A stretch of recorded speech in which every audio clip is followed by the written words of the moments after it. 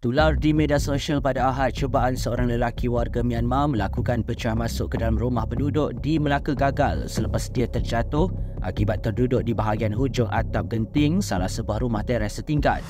Difahamkan lebih 4 jam suspek berada di atas bumbung rumah penduduk hanya disebabkan lapar dan mahu mencari makanan. Berkongsi kisah itu, seorang penduduk Muhammad Nicholas Yap, 21 tahun yang juga merupakan saksi kejadian berkata, suspek mula memanjat ke atas atap menggunakan laluan tembok rumahnya. Tambah Yap, dia yang ketika itu sedang tidur terkejut apabila suspek betul-betul berada di atas bumbung rumahnya selepas diberitahu oleh jiran melalui panggilan telefon. For what we check on CCTV and ramai orang tahu, dia memang satu rumah saja, dia daripada rumah Yap saja yang boleh panjat ke bumbung. So first dia yang kita dapat tahu yang dia minta rumah jiran saya makanan. Tapi kita nak bagi tapi dia tak nak. Dia tak nak. Dia minta tapi dia tak nak. So kita pun masih tak tahu kenapa. And polis pun tak tahu apa terjadi kat dia semua. Nono dia dekat atas bumbung. So kita dah cuba borak dengan dia, so dia turun tapi dia tidak faham bahasa Malaysia. Lepas tu kita call polis. Polis dah sampai ke tempat kejadian tu. Lepas tu kita tiba-tiba ada Nepal tapi dia faham bahasa Myanmar. So dia berborak dengan dia. So when Nepal tu tanya, kenapa kau kat atas? Dia cakap dia lapar. Saya tengah tidur lah time tu. Okay, so jiran kau bapak saya cakap ada orang duduk dekat tempat tepi saya, dekat dinding saya tu. So yang terkejutnya time dia panjat atas rumah. So Yap macam, oh alamak, macam mana ni dekat atas rumah? Kalau dia terlobos masuk dalam rumah, oh pisang pula, siapa nak pergi ganti kan. So tu je lah apa yang buat Yap berada di atas bumbung. Okay, cerita dia, kita,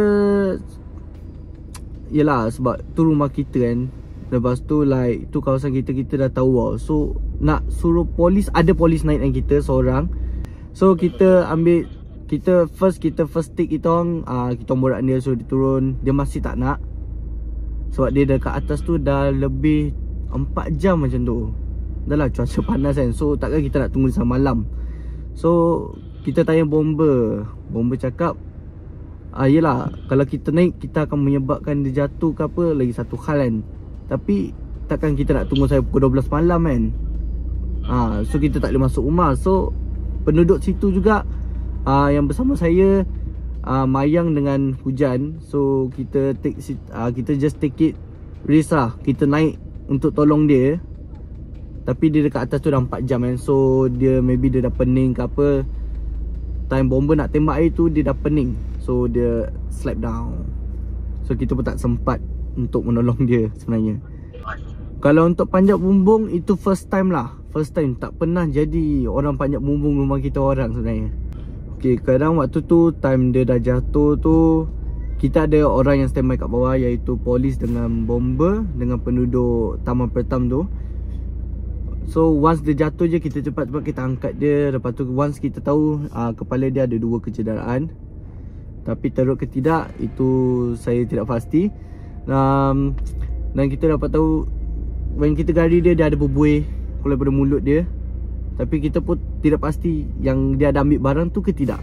So selepas tu polis pun ambil keputusan untuk bawa dia ke balai dan hospital. And kawasan rumah tu must be alert lah everyday ke, supaya maybe bukan rumah kita tapi rumah orang, but kita tetap satu taman, so kita kena tolong each other lah.